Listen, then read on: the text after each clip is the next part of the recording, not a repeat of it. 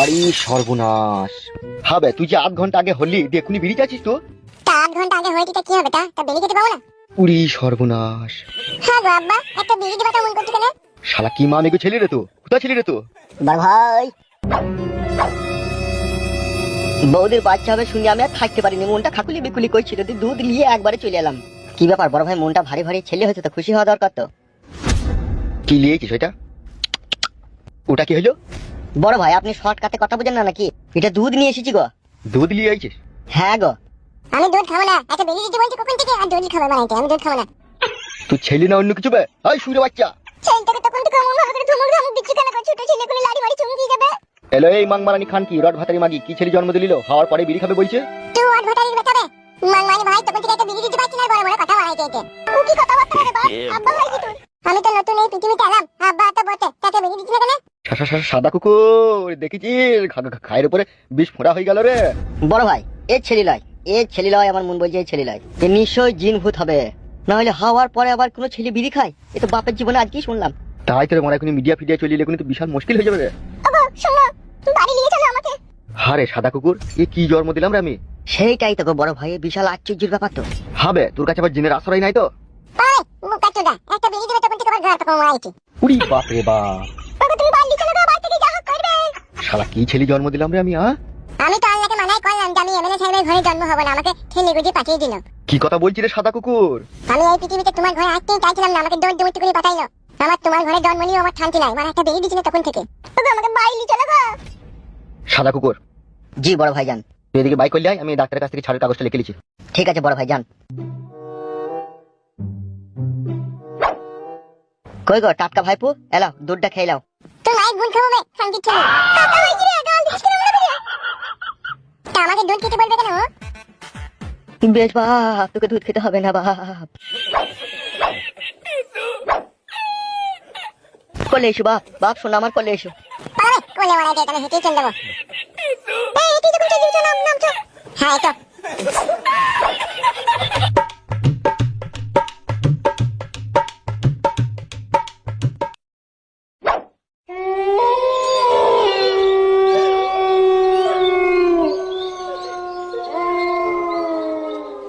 পিঞ্জিরার পাখি আমার দিয়েছে উড়াল, কি দিয়ে ফিরাবো তারে, চোখের পানি শুধু ঝরে, জুড়া তো নিও না হায়রে ভাঙায়ে কপাল, যখন রাত্রি নিঝুম নেই চোখে ঘুম, একলা শূন্য ঘরে তোমায় মনে পড়ে, বউ গো তোমায় মনে পড়ে, তুমি এত নিষ্ঠুর পাষাণ হলে কিভাবে, বুঝতে পারি না গো বিধি, আমি কি যে ঝামেলায় এখন পড়েছি, নিজেকে বুঝাইতে পারছি না, কি করিব কোথায় যাব, মনে হয় নিজের মাথা নিজে নিজে ফাটাই গো, ফাটাই গো, ও তুই যে কাজ করলি গো আমার শোনাবো, এরই ফল তুই একদিন পাবি, যেই দিন পাবি সেই দিন বুঝবি, ভাতা ছাড়া কি যে জ্বালা গো, জ্বালা গো, ও তুই আমাকে কাঁদিয়ে সুখ তুই কোথাও আর যে পাবি না, যেখানে যাবি সেখানেই জ্বলবি, মনে রেখে দিস সেই ফালতুর অভিশাপ আছে গো,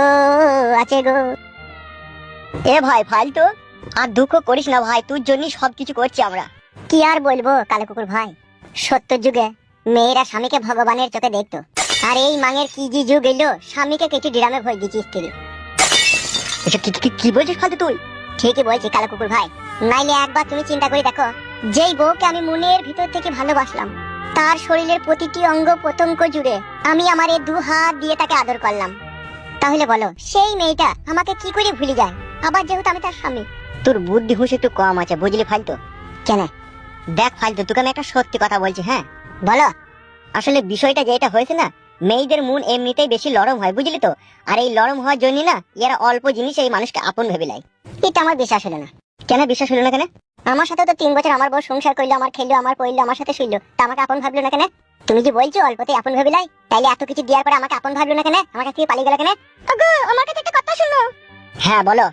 কিছু কিছু মেয়ে আছে, এরা খুবই চরিত্রহীন প্রকৃতির হয়। তাই নাকি?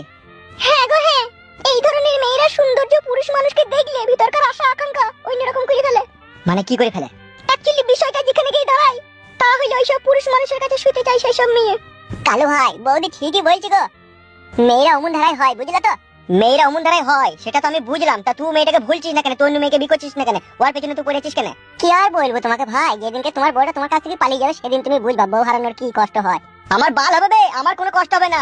এরকম বালের বউ যদি আমার হারিয়ে যায়, তা দাদা এই এর একটি চুলও খুশি পড়বে না আমার। কি বললে তুমি কথাটা? তাহলে তোমার মনে মনে এই আছে তোমার জন্য আমি আমার নিজের জীবনকে বাজি লাগালাম, আর তোমার মনে তাইলে এইরকম আছে আমার জন্য? তোমাকে বলতে চাইনি কথাটা আমি। এখন বুঝতে পারছি তুমি আমাকে ভালোবাসো না। দেখো চোখ ছুঁই বলছি, তাকাও তাকাও। তুমি আমার জান, তুমি আমার প্রাণ, তুমি আমার মাংস সোনা, তুমি আমার পাতি হাঁসের ডিম, মাঝে ফালা করে বিট নন্দি খাবো, তবু তোমাকে ছেড়ে যাবো না। সত্যি করে বলছো তো? মাথায় হাত দিয়ে বলছি সত্যি করে। কালো কুকুর ভাই, বউ দেখুন তোমাকে ছেড়ে পালায়নি, শুধু একটু অভিনয় হলো এখনই, তাতেই তোমার মন ভেঙে গেল। আর আমার বউ আমাকে 3 বছর ছেড়ে চলে গেছে, আর এই 3 বছরে আমার চোখের সামনে দুটো পুরুষ মানুষের কাছে শুনল, না জানি এর আগেও কারো কাছে শুতেও পারে। তাইলে আমি বুকের ভিতরে কত কষ্ট নিয়ে বেঁচে আছি বলো তো ভাই? সত্যি ফালতু, তোর ভালোবাসার কোনো তুলনা হয় না রে। তুই হচ্ছিস কয়লার খনিতে থাকা এক ঝলমলে হিরে বে, আর তোকে ইটের টুকরো ভেবে তোর বউ ছুরি ফেলে দিয়ে চরম অন্যায় করেছে, বহুত পস্তাইতে হবে তাকে। সে তো জানি গো ভাই, ভগবান ছাড় দেয় কিন্তু ছেড়ে দেয় না। একটা দোকান খোলা নাই, শুধু মুড়ির দোকানটাই খোলা ছিল। ওরে ভাই তো লিগা মুড়ি আর পানি লেগেছি। কি হলো, কি বেমন খারাপ না? এমনি কিছু হয়নি। বেলে ধর দাদালে, এই চিটটা জল আছে, খেয়ে নিবি, মুড়িটা খেয়ে ধর। পেট ভরে খেয়ে নিবি, ঠিক আছে? আবার সে 2 দিন পরে খাবার পাবি। হ্যাঁ রে কালো কুকুর। হ্যাঁ বল। এই ছোড়া তো খাওয়ার ব্যবস্থা হইলো, তোদের দুজনের তো খিদে লেগেছে, তোদের খাওয়ার ব্যবস্থা তো করতে হবে। দেখ তুই যা ভালো বুঝবি তাই কর। কি ব্যাপার, রাগ করছিস নাকি? বৌদি তুমি তো বুঝতেই পারছো, সেই আসমান দিয়ে চিচিং ফাঁকের গর্তে আমরা এখন আটকে গেছি। এখন এইভাবে 2-4 দিন আমাদের কাটাইতে হবে, নাইলে আর কোনো উপায় নাই। তোকে বললাম নাকি আমাদের জন্য খাবার লাই? তা হইলো, আমার একটা বিবেক নাই, তোদেরকে খালি পেটে রাখবো, তা কি করে হয় রে? ওই এমএলএ সাহেব 12 ভাতারের বেটাকে মার্ডার না করা পর্যন্ত আমি 1 গ্লাস পানিও খাবো না বে। সে তুই না খেলেও তোর বকে তার খালি পেটে রাখা যায় না, ও মেয়ে ছিলি, ওর পেটে লাগবে, ও খালি পেটে খাইয়ে। বৌদি বলো। কালো কুকুর তো সন্ধ্যেবেলায় আসার কথা দিছে নাকি তোমাকে? হ্যাঁ হ্যাঁ, ওকে ফোন করে ডাকবো। বুঝলি কালো কুকুর সন্ধ্যেবেলায় তো আসবে, তা আমি একবার বাড়ি চললাম, বুঝলি তো? তোদের বৌদি লেগে 4টি খাবার নিয়ে আনবো, আর একবার আমি বাবাকে দেখে চলে আসবো। বেশ ঠিক আছে, যা, দেরি করি না যেন, সন্ধ্যে লাগার আগেই চলে আসবি। সে বলতে হবে না, আমি যেই পালিয়ে আসবো। কি রে ফালতু, তুই মুড়ি খেলি গা? তোমরা খাবো না মুড়ি? ওই তো বালের ওই কটা মুড়ি, আমি খেলে আবার তোর পেট ভরবে? তুই খেলি গা, যা। বেশ ঠিক আছে।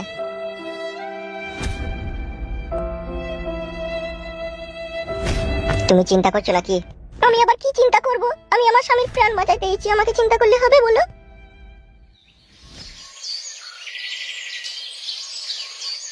জানো নারকেল বেগম, আমি কুটকলাইকেও যেমন ভালোবাসি তেমন আমার ছেলে ফুটুকেও ভালোবাসি। তাই বলছি গিন্নি তোমাকে একটা কথা। তুমি সব গো, তুমি সব, তুমি বেশি কথা বলো না, বুকে লাগবে, তুমি সব। শুতে আর ইচ্ছা হচ্ছে না গিন্নি। আমি যদি মরেও যাই, তুমি আমার ছেলেকে ফুটুকে কোনোদিন বাড়ি থেকে তাড়াবে না। এ তুমি কি বলছো গো? এইসব কথা বলো না, আমার খুব কষ্ট হচ্ছে তোমার এই কথাগুলো শুনতে। কষ্ট হইলেও গিন্নি মনে রেখে দিও, ফুটু এমনিতে যা হোক হোক, কিন্তু ওর মনটা খুবই ভালো। তার কারণ ছোটবেলায় যখন ওর মা মারা যায়, ওকে আমি কোলে পিঠে করে মানুষ করেছি। ওকে আমি চুল ভোর কষ্ট বুঝতে দিইনি, আর তুমিও কখনো বুঝতে দিও না নারকেল বেগম। তুমি যা বলবে তাই হবে, আমি তোমার ছেলেকে কখনো কোনোদিনও দূরাই বাসবো না। আমি আমার ছেলে কুটকলাকে যেমন ভালোবাসি, তোমার ছেলে ফুটুকেও ভালোবাসবো। আম্মা, আমি তোমাকে ভালোবাসি আম্মা। তোমাকে এমএলএ সাহেবের লোক গুলি করে দিত, আমি যখন বড় হব তখন আমি এমএলএ সাহেবকে আমি নিজে গুলি করব। না রে বাপ, মুটকলাই ঝুট ঝামেলা অশান্তি ভালো জিনিস লয় রে বাপ। সে আমাকে গুলি করেছে ঠিক আছে, সেও একদিন পরের গুলিতে মরবে রে বাপ। তাহলেও আব্বা, আমার চোখের সামনে তোমাকে গুলি করে আমি ছাড়বো না। মাথায় লাগছে? না না, মাথায় লাগেনি। আব্বা, সারাদিন কোথা ছিলি, কোথা রে তুই? এখন কেমন আছো আব্বা? ভালো আছি।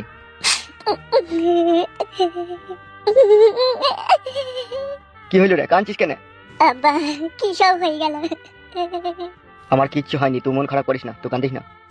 তোমার বুকে যে যন্ত্রণা হয়েছে তার শতগুণ যন্ত্রণা আমার বুকে হচ্ছে আব্বা। আমি আর প্রতিশোধ লুবই আব্বা, পৃথিবীর কেউ আমাকে আটকাইতে পারবে না।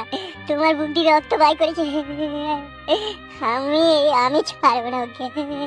তুই যেখানে যেভাবে থাকবি সাবধানে থাকবি। সাবধানে তো আছি গো আব্বা, আর এই সাবধানে থেকে ওর জীবনকে আমি সাবধান করে দেবো। আমি কোনোদিনও ভাবতেই পারিনি এই আমার জন্য আমার বাবাকে মৃত্যুর সাথে পাঞ্জা লইতে হবে। শোনো জামাই, তোমাকে আমি একটা কথা বলছি। তুমি এখন কোথায় আছো? কোথা?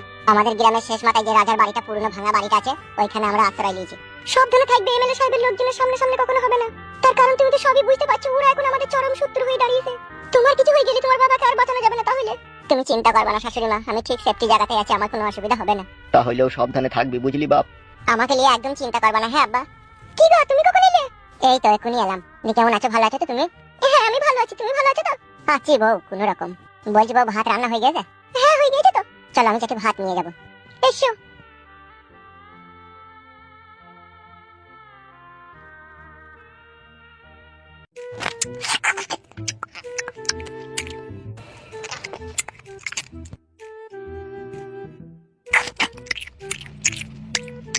মাছ ভাজাটা ভালো হয়েছে। মাছটা কি তুমি জাপানি তেল দিয়ে ভেজেছো নাকি? না, এমনি সরষে তেল দিয়ে ভেজেছি। হ্যাঁ হয়েছে, ভালোই টেস্ট হয়েছে। শোনো আমি চললাম। হ্যাঁ,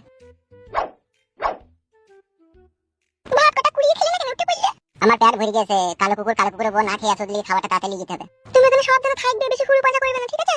বেশ, তোমাকে চিন্তা করতে হবে না, ঠিক আছে? আমি ওই রাত 12টা সময় একবার আসবো, ঠিক আছে? দরজা খুলে রাখবে তুমি। হ্যাঁ, কত রাতে সেবা কি করবে বুঝে না নাকি? কতদিন করিনি, এতদিন পরে আমার দিকে একবার নজর দিলে তাহলে। তুমি আমার সাথে ব্যবহার ভালো করলে তোমার দিকে নজর দেবো, আর ব্যবহার খারাপ করলে আমি নজর দেবো না, আগে থেকে বলেছি। ও কথা বললো না, আমি তোমার সাথে ব্যবহার ভালো করবো। বেশ ঠিক আছে, তুমি থাকো, আমি রাতে আসবো। হ্যাঁ ঠিক আছে।